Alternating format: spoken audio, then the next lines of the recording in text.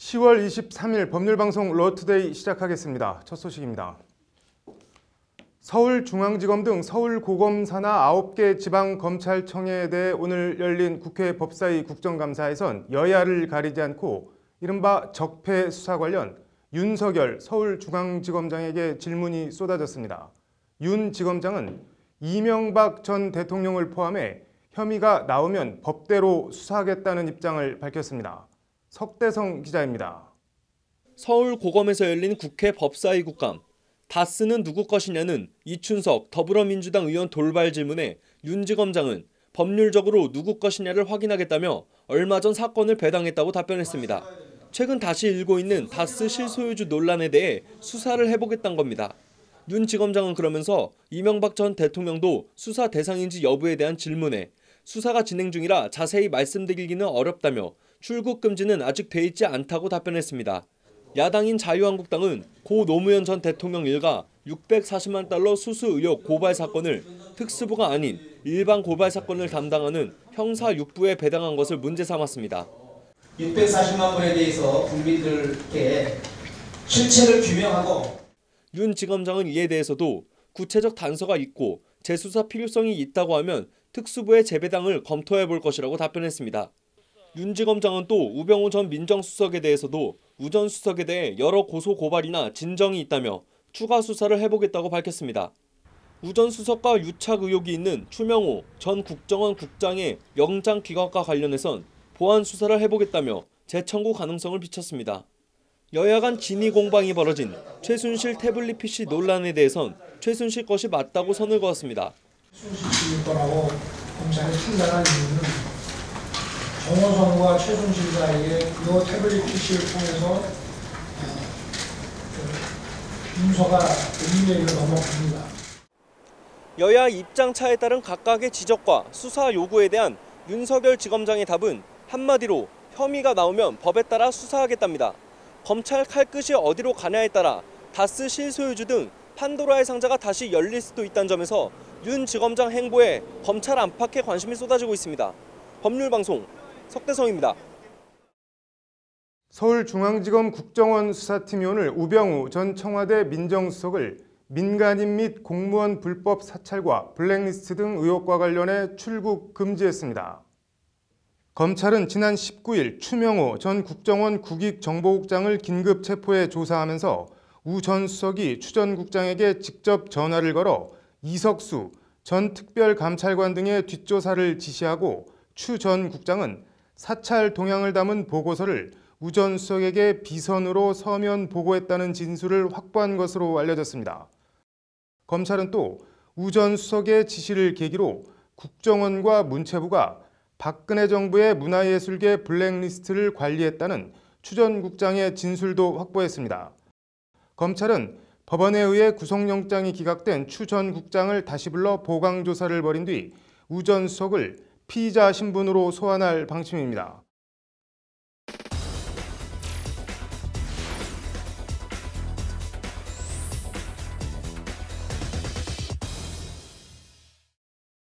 네, 호스피스 완화 의료 및 임종 과정에 있는 환자의 연명 의료 결정에 관한 법 이름이 좀 긴데요. 웰다잉법이라고도 하는데 오늘부터 시범 실시된다고 합니다. 이슈플러스 이철규 기자 나와 있습니다.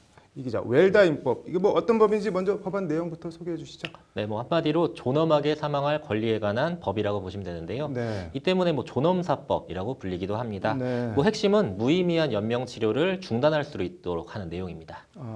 무의미한 연명 치료라고 했는데 무의미한을 누가 어떻게 결정한다는 건가요? 네, 일단 법률 용어에서는 말기 환자로 규정하고 있는데요. 네. 기본적으로 치유나 호전의 가능성이 없는 말기 암 환자나 에이즈 말기 환자, 네. 그리고 만성 간경화 등 연명 치료를 중단하면 수개월 내 사망에 네. 이를 것이 확실한 그런 질환을 앓고 있는 환자가 법 적용 대상입니다. 네. 이런 경우에는 환자 본인의 의사나 환자가 의사 표현이 없는 경우는 가족 2인의 이상의 동의, 그리고 담당 의사나 해당 전문가 의사의 최소 2명의 의사가 호전이나 치유의 가능성이 없다 이렇게 판정하면 네. 무의미한 연명 치료를 중단할 수 있도록 하고 있습니다. 네.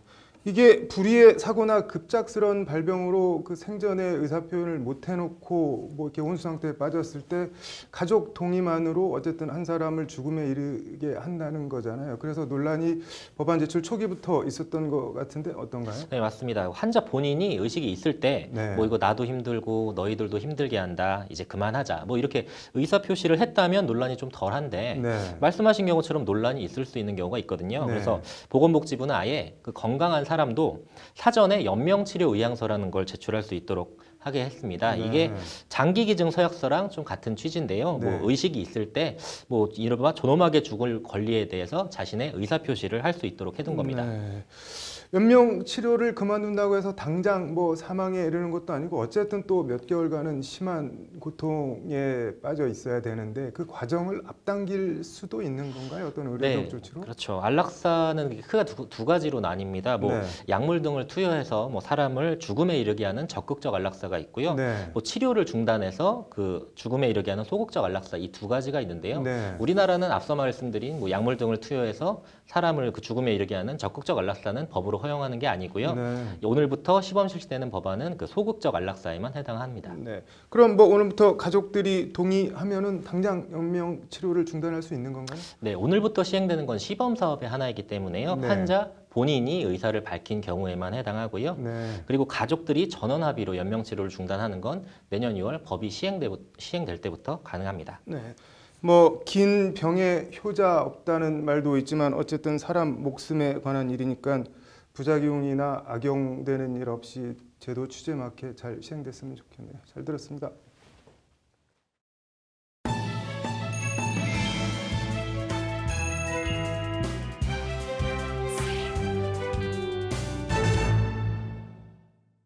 네, 상식과 원칙이 통하는 사회 법률방송 러투데이 현장 기획입니다. 오토바이 고속도로 진입 금지 등 규제에 대한 연속 기획. 오늘은 그 세 번째로 그렇다면 다른 나라들은 어떻게 하고 있나? 선진국 클럽이라는 OECD 35개 국가들을 전수 파악해 봤습니다. OECD 국가 가운데 오토바이 고속도로 진입을 전면 제한하는 나라는 우리나라밖에 없다고 하는데 OECD 국가 외 해외 다른 나라들 사례까지 장한지 기자가 알아봤습니다. 미국의 한 고속도로입니다. 쭉 뻗은 고속도로를 오토바이가 시원하게 내달리고 있습니다. 미국은 배기량 50cc 이상, 사실상 아무런 제약 없이 오토바이 고속도로 진입이 가능합니다. 속도 무제한, 최고속도 제한이 없는 독일 고속도로 아우토반 역시 시원하게 달리는 오토바이들을 어렵지 않게 볼 수 있습니다. 눈치 보지 않고 1차선에서 승용차들을 추월하며 쭉쭉 내달립니다. 선진국과의 비교가 능사는 아니지만 이른바 국제적 스탠더드라는 관점에서 선진국 클럽이라는 OECD 가입 35개 나라의 오토바이 고속도로 진입 허용 여부를 알아봤습니다. 우선 그리스의 경우 배기량에 상관없이 모든 오토바이의 고속도로 진입을 허용하고 있습니다. 배기량을 기준으로 봤을 때 가장 많은 국가는 50cc 이상 오토바이 고속도로 진입을 허가하는 국가들입니다. 독일과 영국, 프랑스, 스페인 같은 서유럽 국가는 물론 체코, 폴란드, 헝가리 같은 과거 공산주의 국가였던 동유럽 국가들, 미국과 캐나다 같은 광활한 국토를 자랑하는 북미 국가, 멕시코와 남미 칠레, 여기에 호주, 이스라엘 등 대륙을 가리지 않고 OECD 국가 절대 다수인 30개 나라가 50cc 이상이면 오토바이도 고속도로를 이용할 수 있습니다. 배기량이 너무 적어 고속도로 통행 흐름에 방해가 안 될 정도면 사실상 아무 제약이나 제한 없이 오토바이도 고속도로를 이용할 수 있도록 한 겁니다. Plutôt pour à partir du moment où les motards font vraiment extrêmement attention parce qu'ils sont absolument pas visibles par les autres. 일본의 경우엔 고속도로 진입 허용 배기량이 125cc, 이탈리아는 150cc, 터키는 350cc 이상으로 배기량이 조금씩 더 커질 뿐 기본적으로 오토바이는 다 고속도로에 진입할 수 있습니다. 안전이라면 전 세계적으로 둘째가라면 서러워할 일본 같은 경우도 오토바이 고속도로 진입을 허용하며 심지어 두 사람이 한 오토바이에 타는 것도 허가하고 있습니다. 나아가 일본은 고속도로에 오토바이 전용 휴게소와 전용 차선까지 만들어주는 등 오토바이 운전자들을 배려하고 있습니다. 私は問題ないと思います。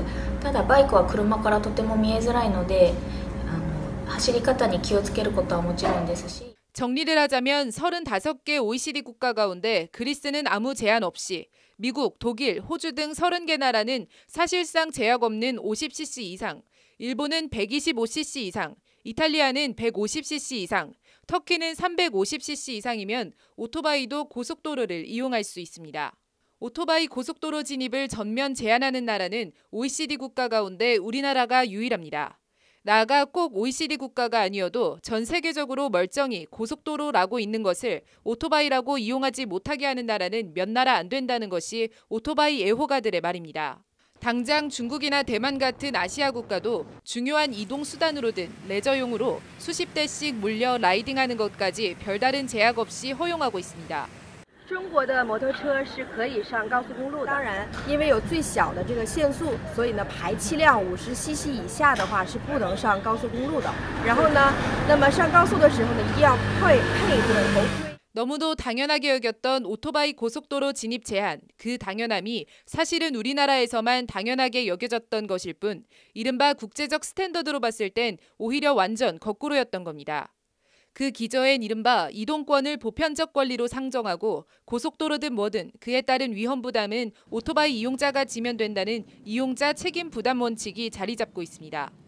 미국에서 오토바이가 고속도로에 진입하는 것 자체는 아예 이슈가 아니에요. 지금 미국에서 가장 큰 이슈는 헬멧을 강제하는 법. 이 헬멧법을 위헌이라고 소송을 계속 내고 있는 그런 상황입니다. 사실 우리 진입이 불가능한 우리하고는 많은 차이가 있겠죠.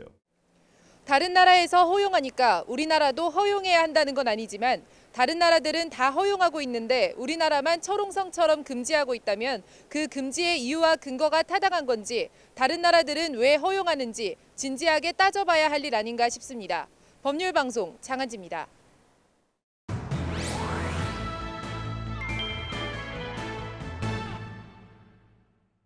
네, 한일관이라고 꽤 유명한 음식점 주인이 슈퍼주니어 출신 가수 겸 배우 최시원 씨네 집에서 기르던 개한테 물려서 숨진 사고를 두고 논란이 뜨거운데요. 남승환 변호사의 이런 법 저런 판례, 오늘은 개 물림 사고 얘기입니다. 이게 통상 개 물림 사고가 날 때마다 논란이 되는 게 뭐 목줄을 했냐 안 했냐 이런 거였는데 집안에 있던 개가 어떻게 바깥으로 나와서 이웃을 문, 어떻게 보면 좀 특이한 케이스네요, 이거는. 네, 뭐 그렇기는 합니다. 흔히 개에게 목줄을 하라, 입마개를 하라 이런 것을 근거를 하고 있는 법률이 동물보호법입니다. 원래는 네. 동물의 학대를 막고 보호하자는 취지의 규정인데 거기에 그 이제 입마개도 하고 목줄을 하라 이렇게 되어 있습니다. 근데 외출을 할 때 그렇게 하라는 얘기거든요. 그러니까 집에 그냥 집에 둘 때 뭐 반드시 목줄을 하거나 입마개를 할 필요는 없는 겁니다. 네. 그러면은 어쨌든 집에 있던 개가 나와서 사람을 물어서 결과적으로 죽었는데 개 주인의 법적 책임은 어떻게 되나요, 그러면? 개는 물건으로 치고 개가 함부로 밖으로 나가지 못하도록 해야 하고 또 예를 들어 그 공간을 본인 혼자 쓰는 공간이라면 모르겠는데 그렇지 않은 공간에서 개가 밖으로 나가는 경우에는 개는 항시 물 수 있는 상황이 되기 때문에 그런 점까지 고려해서 나가지 못하도록 한다든가 혹 나가게 되는 경우엔 즉시 다른 위해를 끼치지 않도록 단속을 한다든가 이런 조치를 해야 하는 것이고 그런 조치가 제대로 되었느냐 안 되었느냐에 따라 여전히 책임의 문제는 남게 됩니다. 네, 일단 뭐 법적으로 책임을 질 일은 있다는 건데 혐의가 어떻게 되나요, 그러면? 형사적으로 이런 경우에 우리나라는 과실치상 내지는 과실치사로 지금 처벌하고 있습니다. 다른 법 조항이 없기 때문에 그런데요. 또는 뭐 중대한 과실이 있거나 이런 경우에는 중과실치상, 중과실치사 이런 것으로 처벌합니다. 네. 그럼 뭐 개가 행인이든 뭐 이웃 주민이든 어쨌든 물어서 다치게 하거나 죽게 하면은 무조건 처벌을 받는다는 얘기인가요? 뭐 무조건 처벌받지는 않습니다. 지금 판례가 좀 갈린 것이 하나 있는데 행인이 사유지에 이렇게 들어갔습니다. 그런데 마침 맹견이 하나 있어서 그 맹견이 이 행인을 물었는데요. 1심에서는 수사기관과 1심에서는 유죄다, 과실치상에 해당한다 이렇게 해서 형을 선고했는데 항소심에서는 그 행인에게 더 잘못이 많다. 그 사유지이기도 하고 들어갔을 때 그 개가 물 수도 있는 상황이라든가 이런 부분을 잘 체크 안 하고 개에게 너무 가까이 갔다. 네. 이러면서 중대한 과실이 행인에게 있다 이러고 무죄를 선고한 사례가 있는데요. 네. 지금 대법원의 상고심이 계속 중입니다. 그래서 그 경우에도 과실치상으로 처벌할 것이냐 아니냐가 논란이 된 사례가 하나 있습니다. 지금 이 최시원 씨네 같은 경우는 뭐 수사 같은 게 되고 있나요? 어떤가요? 그래서 과실치상의 경우에는 반의사 불벌죄라고 해서 네. 피해자가 처벌 의사를 표시하지 않으면 굳이 처벌하지 않거든요. 네. 아직 처벌 의사를 표시하지 않아서 입건이 안 된 것이 아닌가 저는 그렇게 생각하고 있습니다. 어쨌든 사람이 물려서 죽었는데 조사도 안 하고 있다는 거 조금 뭐 처음 듣는 얘기네요. 뭐 내일은 사람을 문 개 이거에 대한 처분이 어떻게 되는지 한번 얘기를 좀 더 들어보겠습니다. 오늘 잘 들었습니다. 네, 이어서 법조계 소식 전해드리겠습니다. 아파트 지하주차장 등 도로교통법상 도로 외의 장소에서 주정차된 차량을 긁는 등 파손한 뒤 연락처를 남기지 않고 그냥 가면 내일부터 최대 20만 원의 범칙금이 부과됩니다. 경찰청은 이 같은 내용의 도로교통법 일부 개정안을 내일 공포와 함께 시행한다고 밝혔습니다. 법무부가 기계적 상소로 인한 소송 지연 및 국가재정 낭비를 막기 위해 전국 5개의 고등검찰청에 외부 법률 전문가로 구성된 국가송무상소심의위원회를 신설한다고 밝혔습니다. 앞으로 정부 시책 관련 사건이나 국가 재정이 우려되는 사건 등은 위원회의 심의 결과를 반영해 상소권 행사 여부를 결정하게 됩니다. 검찰이 역사교과서 국정화 여론조작 의혹과 관련해 지난 20일에 이어 오늘 교육부를 이틀째 압수수색했습니다. 서울 남부지검은 정부 세종청사에 수사관을 보내 공교육진흥과 직원들의 업무 자료와 휴대폰 등을 확보한 것으로 알려졌습니다. 법무부와 대한변호사협회가 공동 주관하는 제6기 통일과 법률 아카데미 개강식이 내일 변협회관 대강당에서 열립니다. 10주간 진행되는 아카데미는 북한의 법제도와 통일의 법적 쟁점 등을 논의합니다.